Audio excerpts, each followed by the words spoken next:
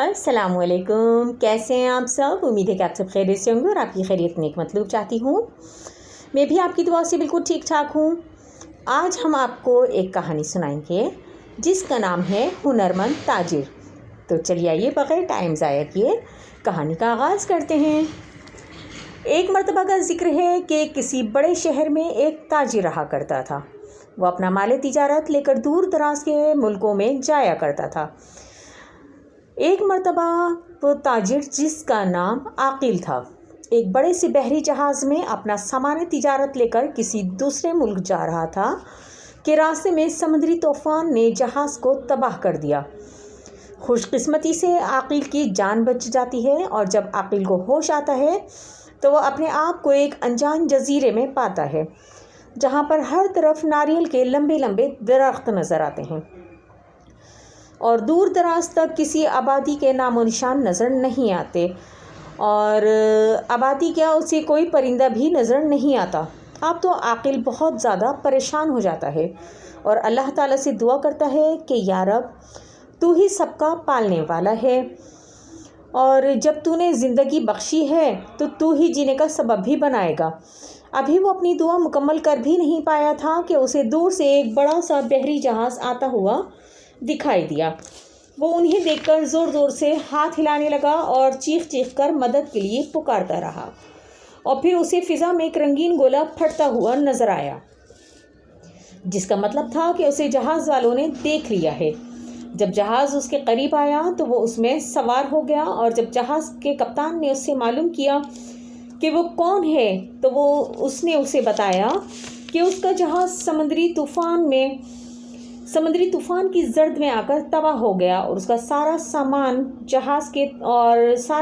और जहाज़ के तमाम मुसाफिर पानी में बह गए और अल्लाह की कुदरत से सिर्फ उसी की जान बच सकी है और बाकी जहाज़ का कोई मुसाफिर ज़िंदा नहीं बच सका।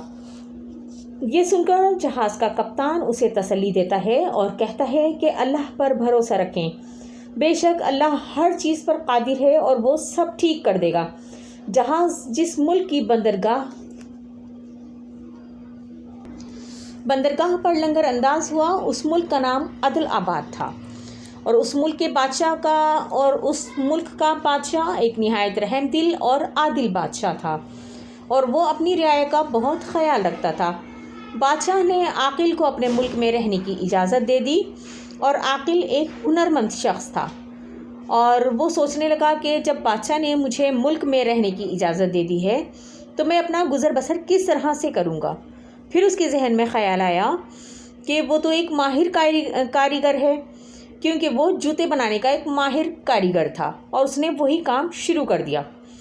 पहल उसने आम लोगों के जूते बनाए और होते होते ये शोहरत जो है आहिस्ता आहिस्ता दूर दूर तक फैल गई। लोग मीलों की मुसाफत तय करके उसके हाथ से बने जूते लेने के लिए और ख़रीदने के लिए आते और मुंह मांगे दाम देकर उससे अपनी पसंद के जूते बनवाते। अब तो आलम ये था कि बादशाह को भी आकिल के हाथ के अलावा किसी और के बनाए गए जूते पसंद ही नहीं आते थे। अब तो आकिल के पास भी इतनी रकम जमा हो गई थी कि वो अपने मुल्क वापस जा सके। उसने बादशाह से अपने मुल्क जाने की ख्वाहिश का इजहार किया और अपने मुल्क वापस जाने की इजाज़त तलब की। बादशाह ने उसे उस शर्त पे जाने के लिए इजाज़त दे दी कि वो कभी कभी बादशाह से मिलने अदल आबाद आता जाता रहेगा। आकिल ने भी हामी भर ली और आकिल ने अपनी जमा शुदा रकम से तिजारती माल ख़रीदा और जहाज़ में सवार हो गया। जब वो अपने मुल्क गया तो उसने वो माल वहाँ पर फ़रोख्त किया और पहले से कहीं ज़्यादा खुशहाल ज़िंदगी गुजारने लगा। इस कहानी से हमें ये सबक मिलता है कि हमें मुश्किल से घबराना नहीं चाहिए, बल्कि मुश्किल वक्त और हालात का डट कर मुकाबला करना चाहिए। जिस तरह के आकिल ने अपने हालात का और जो उसको मुश्किलात दरपेश आईं उनका डट कर मुकाबला किया और अपनी अक्लमंदी और हुनरमंदी से अपने हालात को बदला। तो उम्मीद है कि आज की कहानी आपको पसंद आई होगी। मिलते हैं फिर किसी नई कहानी में नए टॉपिक के साथ। तब तक के लिए अपना और अपने प्यारों का ढेर सारा ख्याल रखिएगा और मुझे दीजिए इजाज़त। लेकिन चलते चलते एक छोटी सी अच्छी बात کہ یہ کبھی نہیں سوچنا چاہیے کہ اللہ مجھے ہی کیوں آزماتا ہے، بلکہ یہ سوچنا چاہیے کہ اللہ انہی کو آزماتا ہے جن سے وہ محبت کرتا ہے۔